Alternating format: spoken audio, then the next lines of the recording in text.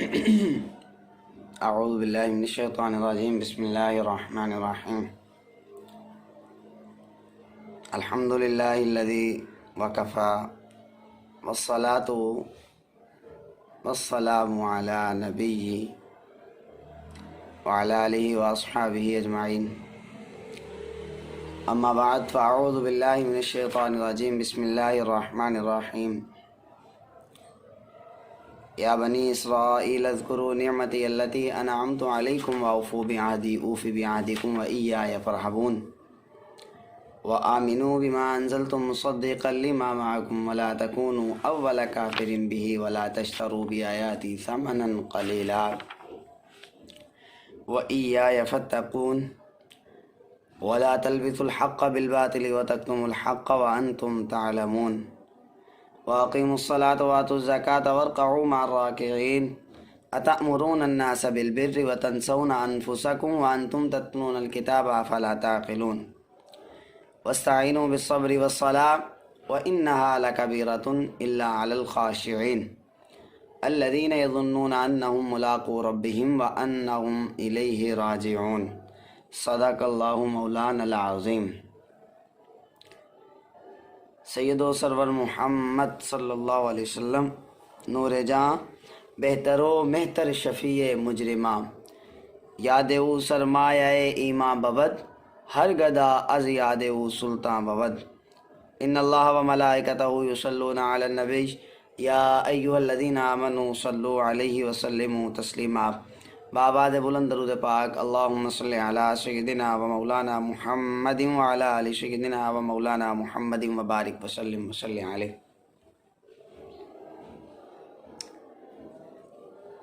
آج کی تفسیر قرآن مجید سورہ بقرہ رکوع نمبر 5 اور آیت نمبر 40 تا 46۔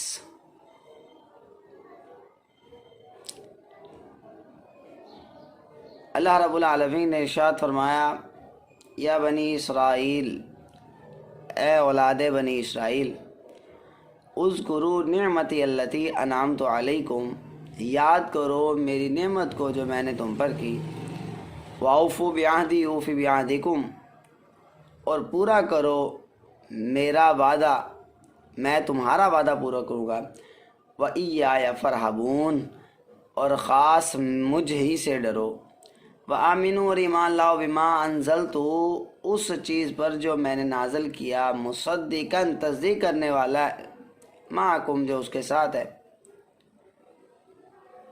اللہ اکبر، وَلَا تَكُونُوا أَوَّلَ كَافِرٍ بِهِ، اور پہلے کافروں کی طرح نہ ہو جاؤ، وَلَا تَشْتَرُوا بِآيَاتِي ثَمَنًا قَلِيلًا، اور نہ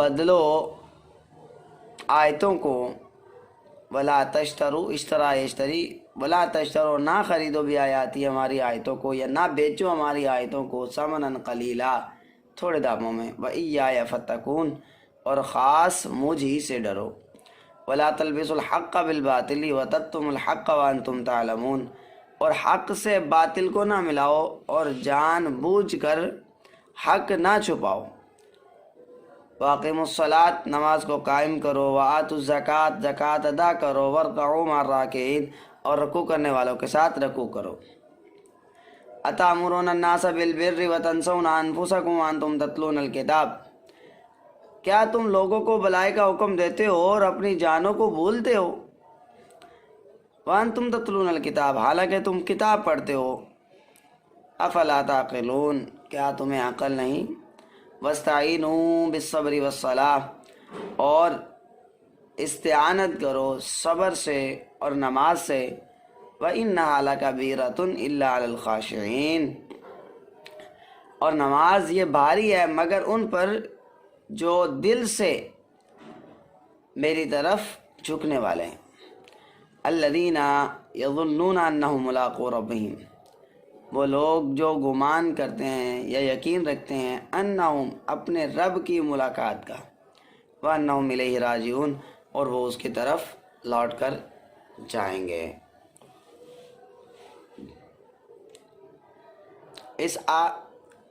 ان آیات کی مختصر تفسیر ہم آپ کو ذکر کر رہے ہیں۔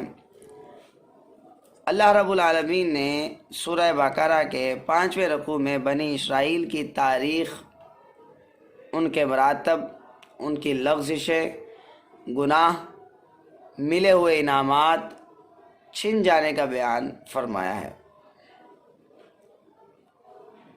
ان واقعات میں ایمان والوں کے لیے عبرت اور نصیحت ہے۔ بنی اسرائیل حضرت یعقوب علیہ السلام کا لقب تھا۔ ان کی اولاد اور خاندان کو بنی اسرائیل کا لقب ملا اور ان کو یہودی کہتے ہیں۔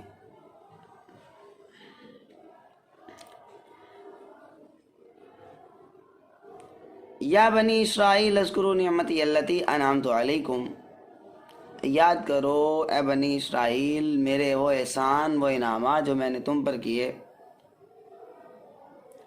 مطلب وہ احسان جو تمہارے آباء و اجداد کو فرعون سے نجات دلائی، دریا کو پھاڑ کے راستہ دیا، ابر کو تمہارے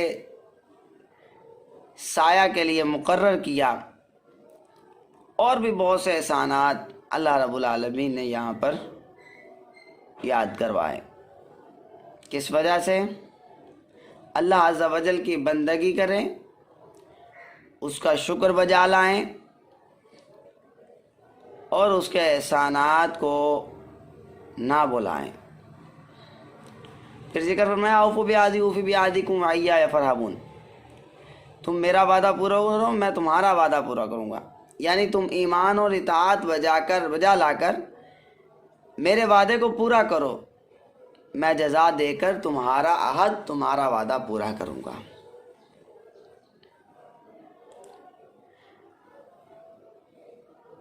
اور اسی طرح پھر اگلی آیت میں اللہ رب العالمین نے ارشاد فرمایا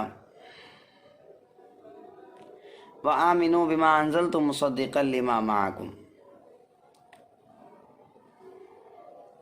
اور ایمان لاؤ اس پر جو میں نے اتارا، اس کی تصدیق کرتا ہے جو تمہارے ساتھ ہے، اور سب سے پہلے اس کے منکر نہ ہو جاؤ۔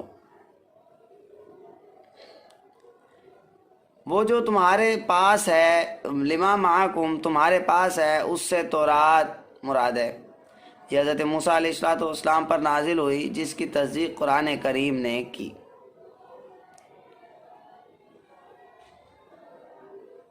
بنی اسرائیل کو قرآن مجید پر ایمان لانے کی دعوت سب سے پہلے دی گئی۔ اہل کتاب میں سے وہی سب سے زیادہ مشہور تھے، مدینہ منورہ اور اس کے آس پاس بستے تھے۔ پہلی آیات میں اللہ عز و جل نے ان کو اپنے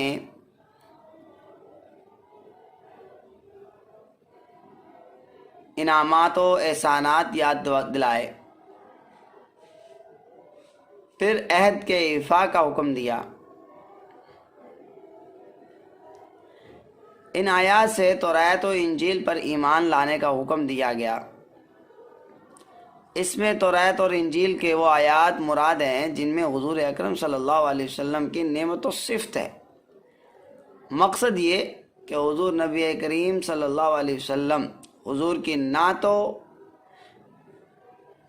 اور دولت نیاز کے لیے مت چھپاؤ کہ طمع دنیا ثمن قلیل اور نعمت آخرت کے مقابلے میں بے حقیقت ہے جو حیات اخروی میں ایمان والوں کو ملے گی۔ ارشاد باری تعالیٰ ہے وَلَا تَشْتَرُوا بِآيَاتِي ثَمَنًا قَلِيلًا وَإِيَّايَ فَاتَّقُونِ وَلَا تَلْبِسُوا الْحَقَّ بِالْبَاطِلِ وَتَكْتُمُوا الْحَقَّ وَأَنْتُمْ تَعْلَمُونَ، میری آیتوں کے بدلے تھوڑے دام نہ لو اور مجھ سے ہی ڈرو، اور حق سے باطل کو نہ چھپاؤ، اور جان بوجھ کر حق کو نہ چھپاؤ۔ نماز کو قائم کرو، زکوٰۃ کو ادا کرو، اور رکوع کرنے والوں کے ساتھ رکوع کرو۔ اللہ رب العالمین نے یہود کو اسلام کی دعوت دی، اعتقاد، ایمان اور عمل کی تعلیم دی۔ سب سے اعلیٰ عبادت نماز ہے، جو اللہ تعالیٰ کو پہچاننے اور اس کی خوشنودی حاصل کرنے کا بہترین ذریعہ ہے۔ اس کے بعد زکوٰۃ کا حکم دیا تاکہ غریبوں اور مسکینوں، محتاجوں کی حاجت پوری ہو سکے۔ پھر اس کے بعد اس آیے میں نماز رکوع کی، نماز زکوٰۃ کی فرضیت کا بیان ہے۔ حدیث مبارکہ کے اندر آتا ہے صلاۃ الجماعت افضل من صلاۃ الفرد 27 درجۃ۔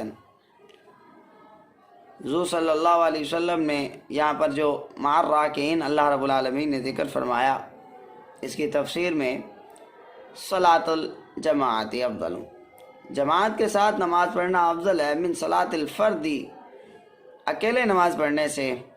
کتنی نمازوں کا؟ 27 درجہ کا، 27 درجے افضل ہے جماعت کے ساتھ نماز پڑھنے کا۔ پھر اس کے بعد حکم دیا اتامرون الناس بالبر وتنسون انفسکم وانتم تتلون الکتاب افلا تعقلون۔